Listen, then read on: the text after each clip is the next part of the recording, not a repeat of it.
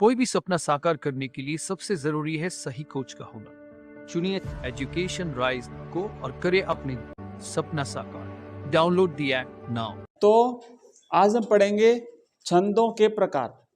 कल हमने छंद की परिभाषा पढ़ी, छंद के अवयव पढ़ लिए, वर्ण, यति, गति, मात्रा, लय, तुक, चरण सब कुछ पढ़ लिया। आज हम पढ़ेंगे छंद के प्रकार। छंद कितने प्रकार के होते हैं? तो छंद जो है वो दो प्रकार के होते हैं। कितने प्रकार के होते हैं? दो प्रकार के होते हैं। एक होता है मात्रिक छंद और दूसरा होता है वर्णिक छंद।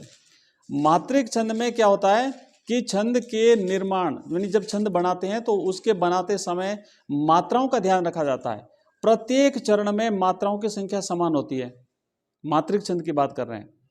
छंद में चरण होता है ना, चरण चरण मैंने पंक्ति, तो प्रत्येक पंक्ति में मात्राओं की संख्या अगर समान है तो वो, और अगर मात्राओं का ध्यान रख करके उस छंद का निर्माण किया गया है तो वो मात्रिक छंद कहलाता है। और अगर वर्णों की संख्या का ध्यान रख करके अगर उसका निर्माण किया है तो वो क्या कहलाएगा? वर्णिक छंद कहलाएगा।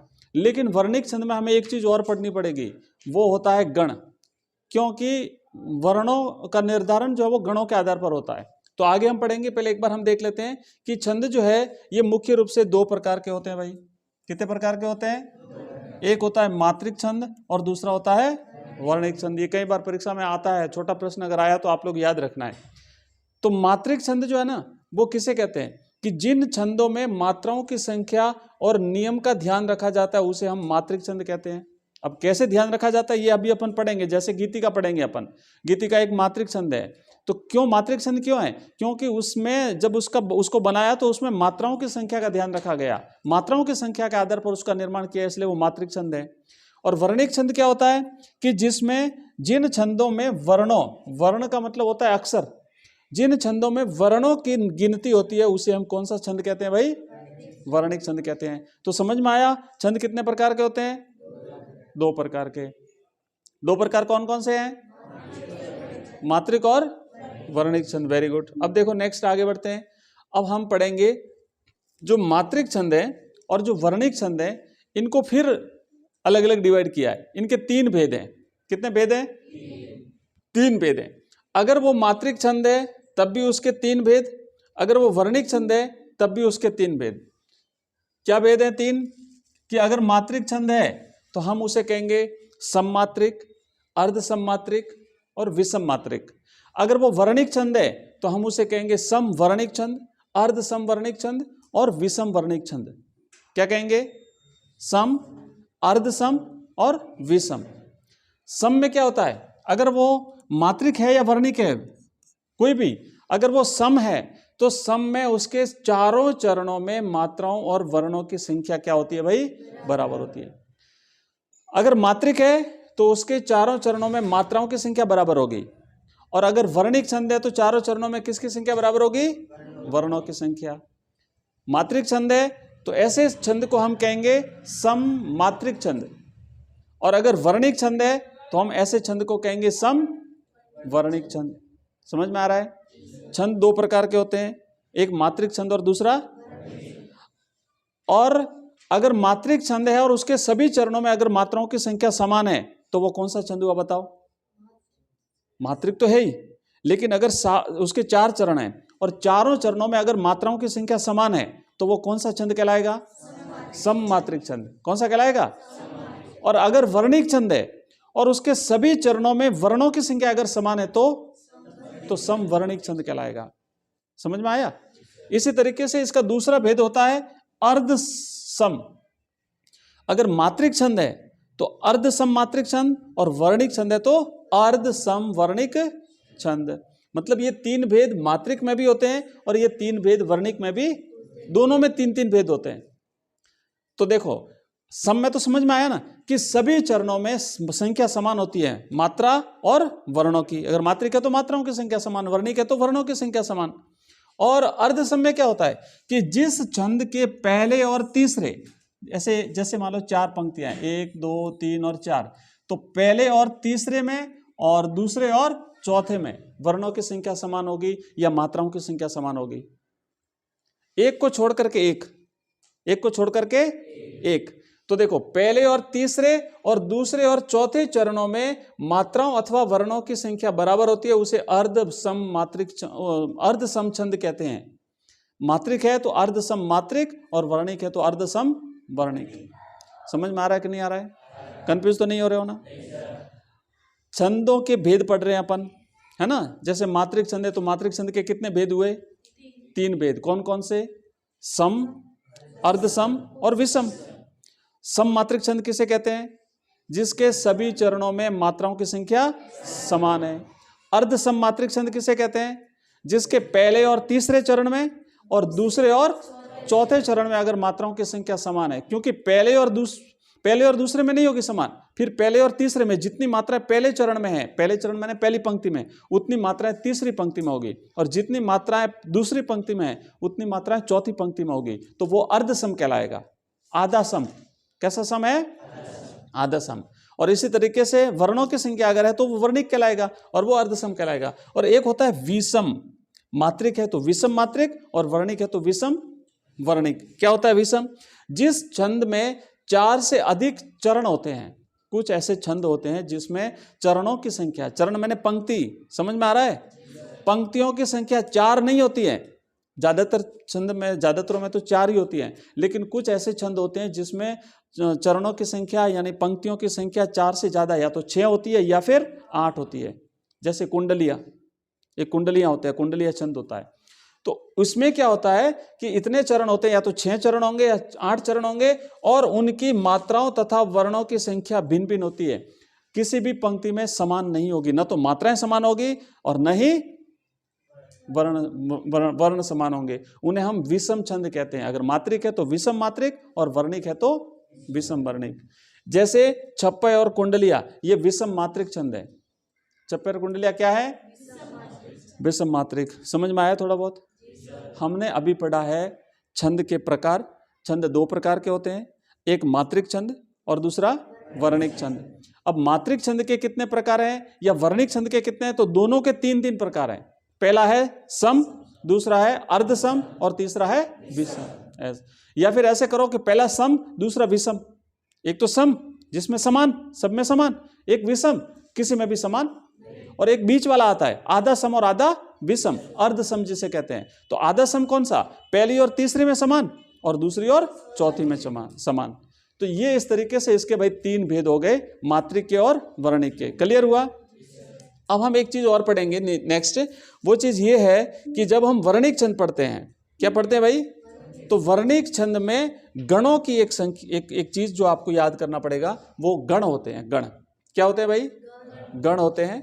और गणों को याद करना पड़ेगा। टोटल कितने गण होते हैं, इन गणों को याद कैसे करेंगे, इनमें वर्णों की संख्या का निर्धारण कैसे होता है, ये सारी चीजें अपन थोड़ा सा एक बार इसे देख लेते हैं।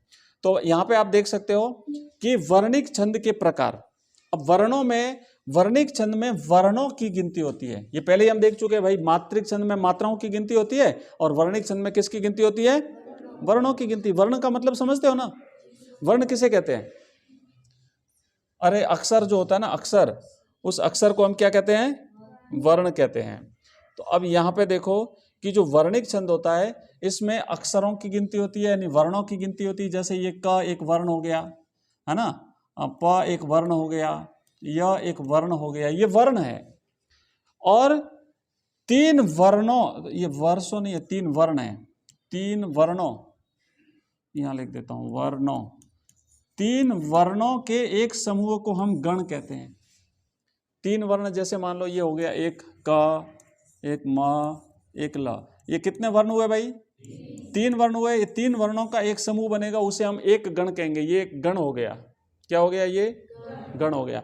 तो 3 वर्णों के समूह को गण कहते हैं। और इस तरह गणों के आधार पर वर्णिक छंदों के लक्षण निर्धारित किए जाते हैं। टोटल गणों की संख्या होती है 8। टोटल गण कितने होते हैं? 8 होते हैं, जिन्हें हम निम्नलिखित सूत्र से समझ सकते हैं। आप तो ये सूत्र को याद रखना, और बिल्कुल सिंपल सा है। थोड़ी देर बोलोगे, अभ्यास करोगे, प्रैक्टिस करोगे, याद हो जाएगा। और जिसको सूत्र याद हो गया उसको सारे गण याद हो गए। य माता राज भान स लगा, बिल्कुल सिंपल सा है। चलते चलते याद हो जाएगा, बैठे बैठे याद हो जाएगा, खाना खाते खाते याद हो जाएगा। हो गया ना? किस किस को याद है? बोलो एक बार, बोलो एक बार। हाँ, अब सेम टू सेम याद करना पड़ेगा। यह है तो यह है, या नहीं है। य माता, क्योंकि अब है ना, अब देखो एक गण में कितने वर्ण होते हैं? यहां लिखा है ना कि 3 वर्णों के समूह को हम गण कहते हैं। 3 वर्णों के समूह को क्या कहते हैं हम? तो एक गण में 3 वर्ण होंगे। कितने वर्ण होंगे? तो 3 वर्णों का एक गण बनेगा, फिर अगले 3 वर्णों का फिर एक गण बनेगा, फिर अगले तीनों का एक गण बनेगा। तो देखो पहला गण बनेगा वो बनेगा यमाता। कैसा बनेगा? दूसरा गण बनेगा मातारा, एक छोड़ के फिर आगे बढ़ना, एक एक स्टेप। फिर तीसरा बनेगा ताराज, फिर चौथा बनेगा राजभा, फिर पांचवा बनेगा जभान, फिर बनेगा भानस, फिर बनेगा नसल, फिर बनेगा सलगा, और फिर बनेगा नहीं बनेगा। क्यों नहीं बनेगा? क्योंकि अब पीछे 2 ही तो बचे हैं ना। पीछे कितने बचे? 2, जबकि एक गण के लिए कितने वर्ण जरूरी है? 3। तो अब 3 नहीं है ना, तो नहीं बनेंगे। तो अब काउंट करो कितने बने। ये 1 गण, ये 2 गण, ये 3 गण, ये 4, ये 5, ये 6, ये 7 और ये। तो इसलिए गणों की संख्या कितनी होती है भाई? गणों की संख्या नहीं लिखा यहाँ, इस तरह 8 गण होते हैं। ये रहा, इसलिए 8 गण होते हैं। हमने लिखा ना, मैंने कहा नहीं कैसे लिखा, लिखा। तो गण कितने होते हैं? इस सूत्र से आपको सब कुछ याद हो जाएगा। अच्छा, एक बात और ध्यान रखना है। वो बात क्या ध्यान रखनी है कि ये जो है ना, ये जैसे यहाँ पे य लिखा है और यहाँ पे माँ लिखा है, तो म क्यों नहीं लिखा? क्योंकि ये मात्राओं की संख्या है। अगर किसी में य गण, अब देखो, अच्छा नाम, पहले नाम देख लो। पहले ये 3-3 के जोड़े हैं ना, इसी से गण के नाम याद रखना है। य माता से यगण, मातारा से मगण, ताराज से तगण, राजभा से रगण, जभान से जगण, भानस से भगण, न सल से नगण, सलगा से सगण। बस हो गया। तो ये 8 गण हो गए। 8 गणों के नाम याद हो गए। यहां से शुरू करना, एक एक यह से शुरू करो, वापस देखो, कंफ्यूज नहीं रखना है। और ये मत सोचना मेरे को याद नहीं होगा, अभी होगा, अभी हाथों हाथ याद होगा। पहला जो गण है ना, ये पहले 3 वर्ण है ना, इन 3 वर्णों से पहला गण बनेगा। तो पहला अक्षर कौन सा है? तो इसलिए हो गया, गण के आगे यह लगा दो, तो ये पहला गण हो गया यगण। कौन सा गण हो गया? दूसरा वर्ण कौन सा है? तो दूसरा गण कौन सा हुआ? तीसरा, चौथा। तो 8 गण याद हो गए नाम आपको। किसको नहीं हुआ अभी तक बताओ? जिसको ये सूत्र याद हो गया ना, उसको गण याद हो गए। य माता, राज, भानस, लगा। अब लगा लिखना, लगा भी जरूरी है। क्यों जरूरी है? क्योंकि ये गण बनाना इसीलिए लगा, पर आगे ये लगन और गगन नहीं बनेगा। लगन और गगन नहीं बनेगा। लास्ट गण कौन सा बनेगा? सगण। हो गए 8 गण, सबको याद हो गए। अभी भी नहीं हुए तो बता दो भाई किसी को, अगर नहीं हुए तो। बिल्कुल सिंपल है ना। अब मैं ये बता रहा था कि यहां पे जैसे य आया है और यहां पे मां आया है, यहां पे ता आया है, रा आया और फिर वापस जा आया है। तो कहीं तो आ की मात्रा आ रही है और कहीं अ की मात्रा आ रही है। ये क्यों? ये इसीलिए क्योंकि जो यगण बनेगा, पहला जो गण है वो है यगण। पहला गण कौन सा है भाई? यगण। तो इस यगण में मात्राओं की संख्या ये रहेगी। य में देखो या माता है, तो इसमें कितनी मात्रा है? 1। इसमें कितनी है? इसमें कितनी है? तो जो यगण बनेगा उस यगण में मात्राएं होगी लघु, गुरु, गुरु। ये मात्राओं के लिए है, इसलिए इसी रूप में आपको याद करना पड़ेगा ये। दूसरा बनेगा मगण। तो मगण में क्या मात्रा रहेगी बताओ? बोलो क्या मात्रा रहेगी? गुरु, गुरु, गुरु। मातारा, सब में आए, सब में 2-2 मात्रा है, तो गुरु, गुरु, गुरु। इस तरीके से ताराज तगण जो बनेगा उसमें मात्राएं क्या रहेगी? हाँ, गुरु, गुरु, लघु। तो इस तरीके से इस एक सूत्र से बहुत सारी चीजें पता चलती है हमें। क्या चलती है कि कौन से गण में कितनी मात्राएं रहेगी और गण कैसे बनेंगे। 8 गणों के नाम आपको याद रखने की आवश्यकता नहीं है, सब कुछ आपको समझ में आ गया अगर आपको सूत्र याद है तो। आ गया? वेरी सिंपल है, बहुत सिंपल है, बिल्कुल ईजी है, कोई आपको डिफिकल्टी नहीं होनी चाहिए इसमें।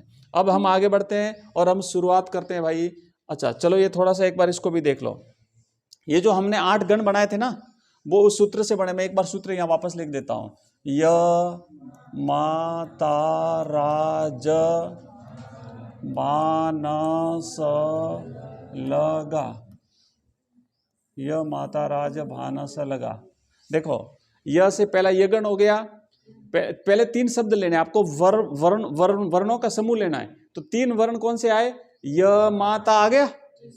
इससे जो गण बनेगा वो कहलाएगा यगण। क्यों कहलाएगा? क्योंकि पहला वर्ण क्या है? य, तो इससे बनेगा यगण। इसी तरीके से दूसरे 3 लिए आपने, वो मातारा ले लिया, तो इसमें पहला वर्ण क्या है? म, तो इसलिए कौन सा गण बनेगा? तीसरा गण क्या है? त, तो तगण, फिर रगण। तो इस तरीके से पहले वर्ण से आपको गण बनाना है। इजी है। अब देखो यहां पे मात्राएं कैसे रहेगी, मात्राएं कैसे रहेगी? तो ये है ना य में कितनी मात्राएं? 1, मा में 2, ता में, तो इसमें ये मात्राओं का क्रम इस तरीके से रहेगा कि जो भी एक ऐसा गण बनेगा, यगण अगर है, कैसे पता लगे? क्योंकि अब है ना वर्णों, शब्द बनेगा ना, शब्द से कहते पैसे कैसे पता चलेगा कि उसमें कौन सा गण है? तो इसकी मात्राओं से बनेगा। कि ऐसा कोई भी आप शब्द बनाओ, ऐसा कोई भी शब्द बनाओ जिसमें पहला जो वर्ण होगा उसकी 1 मात्रा होनी चाहिए, दूसरे वर्ण की 2 मात्रा होनी चाहिए, तीसरे वर्ण की भी 2 मात्रा होनी चाहिए। बनाओ एक ऐसा शब्द बनाओ। थारा नाम बोल का है? हाँ, मनीषा, वेरी गुड। अब देखो ये मनीषा,